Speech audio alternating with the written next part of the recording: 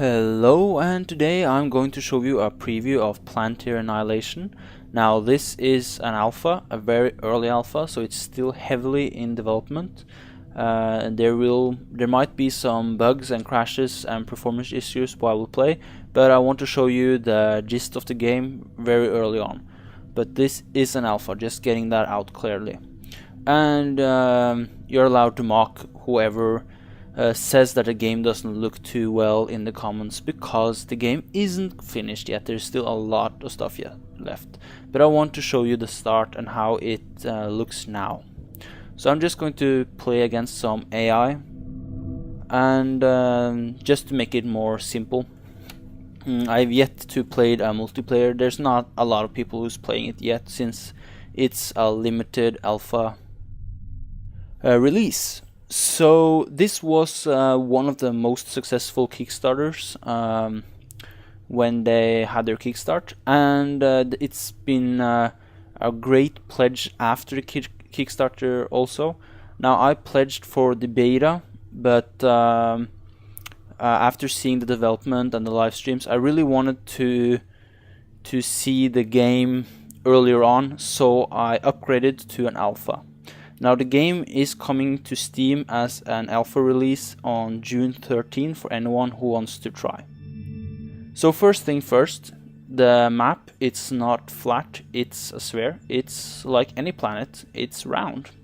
So this means there's a lot of new tactics that will have to be, you have to learn and kind of get used to when playing on this map. But yeah. So we start with these green circles, which are spawn points where you can choose where you want to spawn from or spawn on. And I'm just going to land my commander here. So this game is developed by Uber and some guys from earlier Annihilation games. And so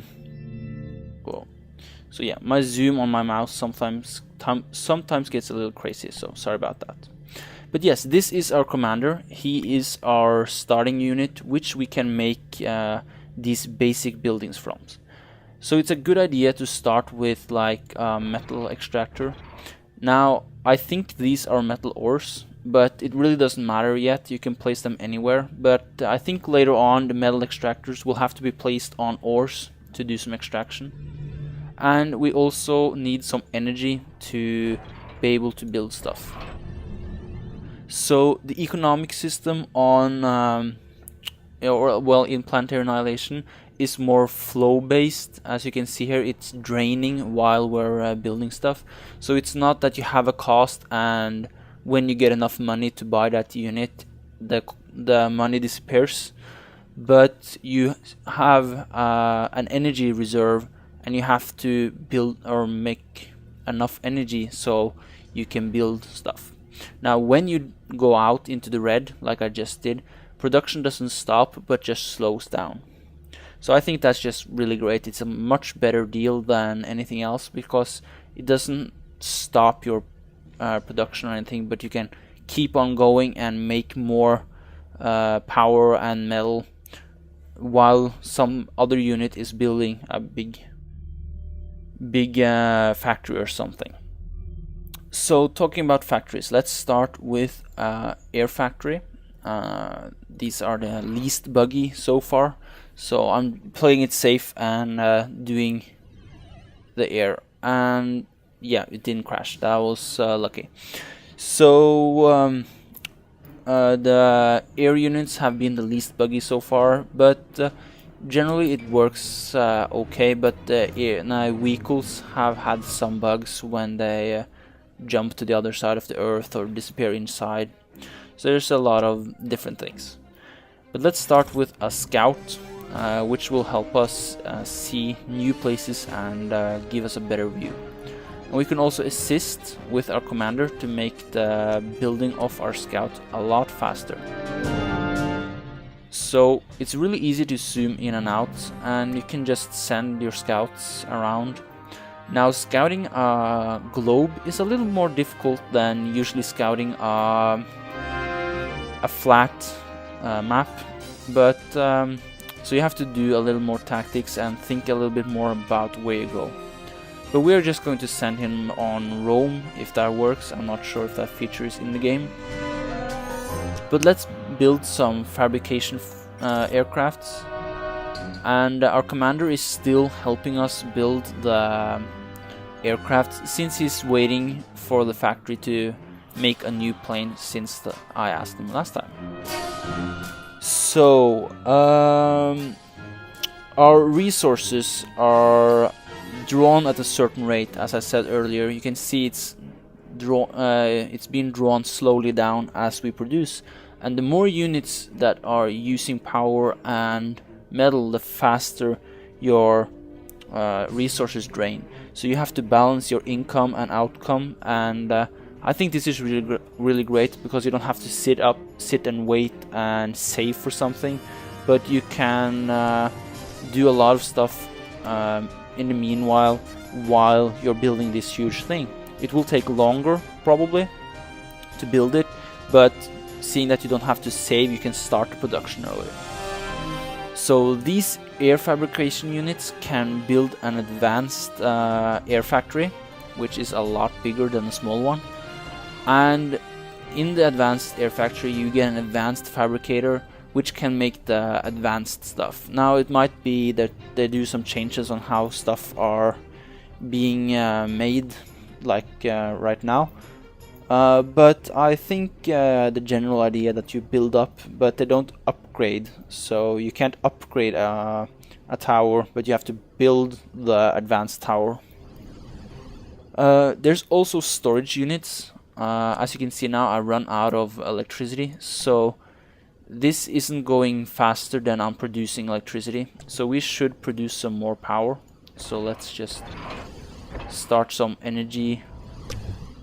Did not want to do that. Let's see.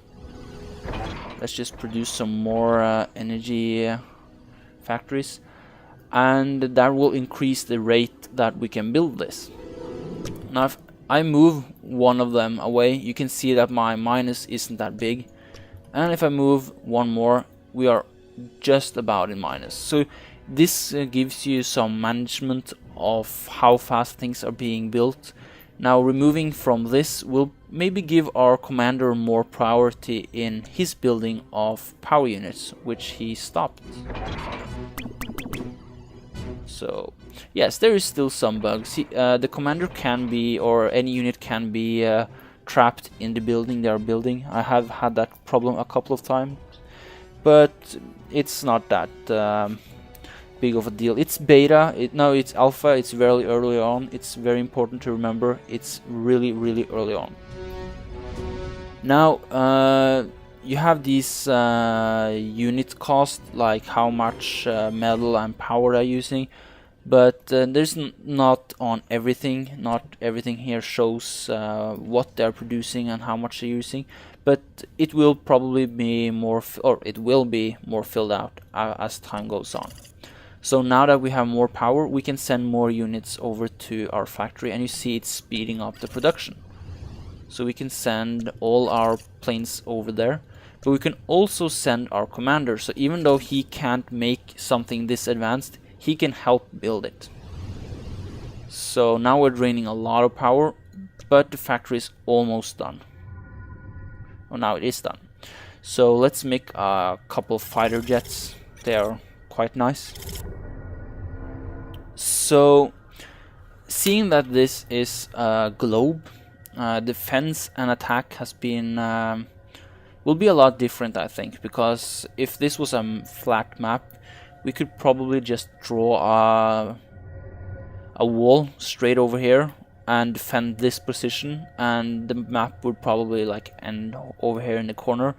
But now we can be attacked from above, from the side, anywhere. So you really have to think a bit more about your defense, and also when you're attacking, you can come from like 2 or 3 directions at once. You can attack them from everywhere at the same time. So I think it will be really interesting to see how people build up their strategies in this game.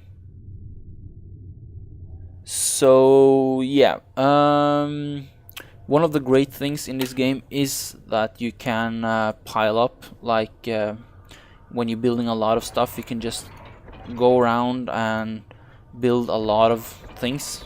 Just put a long list of what you want our commander to do, even though he gets stuck in the buildings.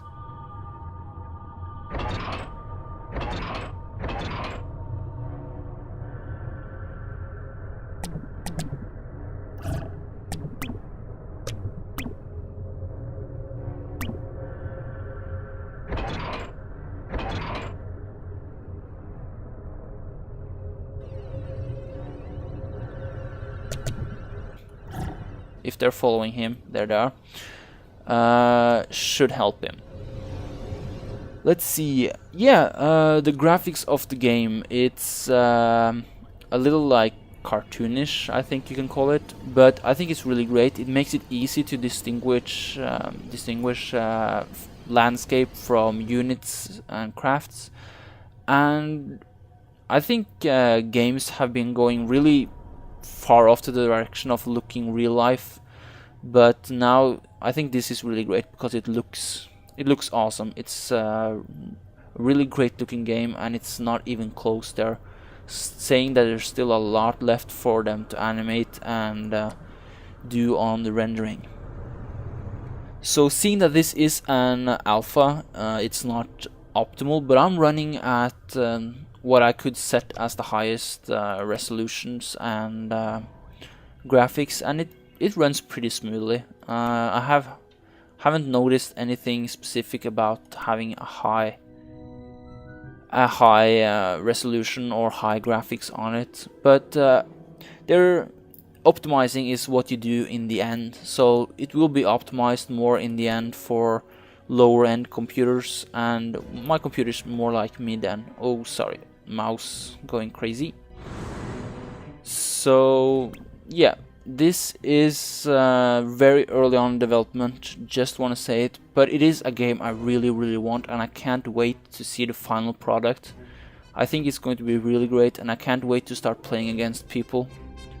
When the game gets finished, we are going to be able to play on different planets, on moons. You're going to crash asteroids into the planet and your enemy's base, so I think it will be really great, and there's still a lot left, and I think the team has done an incredible job in the short time that I have had.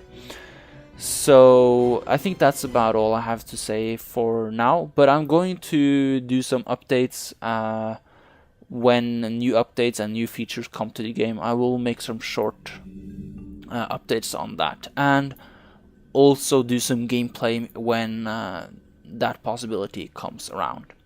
So I hope you guys enjoyed this. If you liked the game, go to Steam. You will be able to purchase an alpha in 2 days time, the June 13th. So yeah,